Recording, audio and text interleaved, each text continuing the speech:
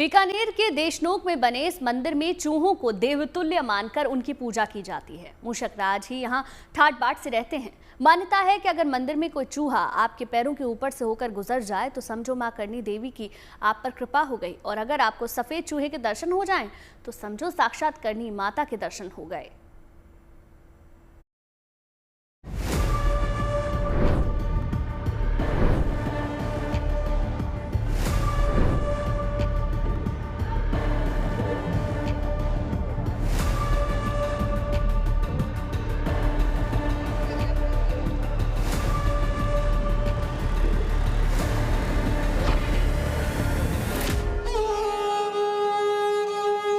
ये शक्ति की देवी मां करणी का अलौकिक धाम है, जहां भक्ति के साथ आस्था भी कदम ताल करती है।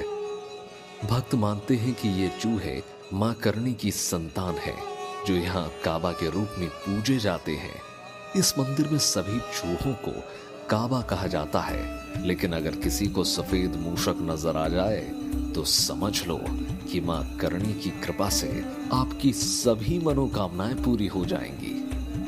यहाँ पर मान्यता है कि सफेद चूहा शुभ संकेत होता है दिखने पर, और सफेद चूहे संख्या बहुत कम है। महाराजा गंगा सिंह जी जब भी आते थे सफेद चूहे को दर्शन करने के बाद फिर कोई कार्य शुरू करते थे। मतलब सफेद चूहे को देखना लक से जुड़ा हुआ होता है। जो सफेद चूहा देखता है उसका मतलब लक अच्छा होता है, मां करणी उसको दर्शन देती है। आस्था कहती है कि शक्ति का वरदान है ये चूहे, जो यहाँ आने वाले भक्तों की समस्याओं का समाधान करते हैं। मां करणी की संदेशवाहक हैं ये चूहे, जो मां की आज्ञा से भक्तों का उद्धार करते हैं। नहीं, हमने देखा कई सारे चूहे, लेकिन करते कुछ नहीं है। हाँ। उसमें एक सफेद भी है। हाँ। जो कभी कभार दिखाई देता। आपने किए दर्शन? हाँ हाँ, दो बार किए। 2 बार दर्शन? हाँ, ऐसा कभी नहीं देखा मैंने। बहुत खास रिश्ता है ना। और तो यहाँ पे जैसे लोग हमारे लिए अमेरिका में तो चूहे है ना, लेकिन यहाँ पे लोग काबा कहते हैं, और ज़्यादातर लोग सोचते हैं कि ये सिर्फ बीमारी होती है उनसे, और यहाँ पे लोग कहते हैं कि बीमारी कभी नहीं फैलते। आस्था की डोर तो इस मंदिर के प्रसाद से जुड़ी है।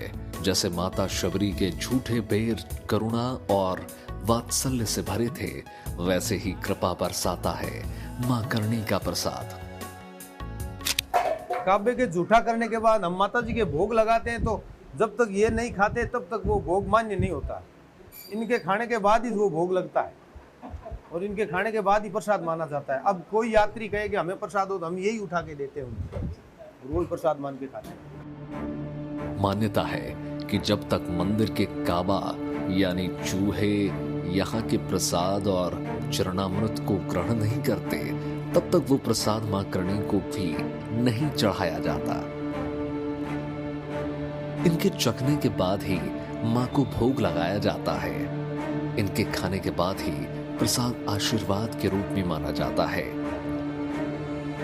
भक्तों का ये अटूट विश्वास है कि इसी प्रसाद को ग्रहण करके उनकी मन्नत अवश्य पूरी होगी।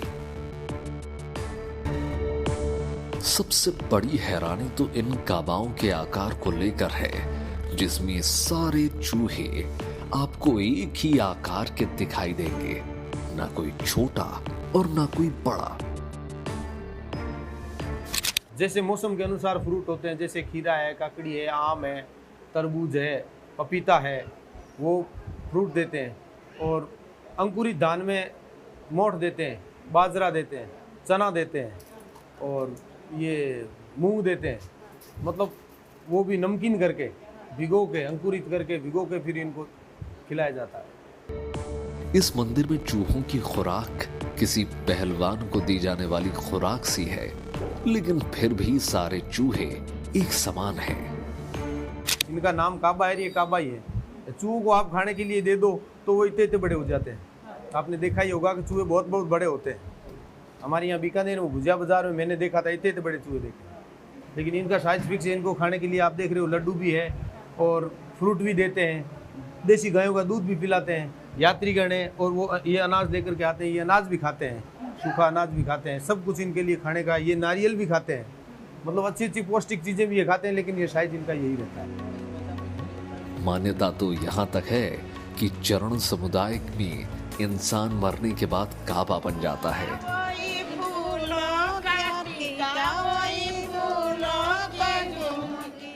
काबाओं को कभी अपने कर्म के अनुसार ही इस मंदिर में स्थान मिलता है।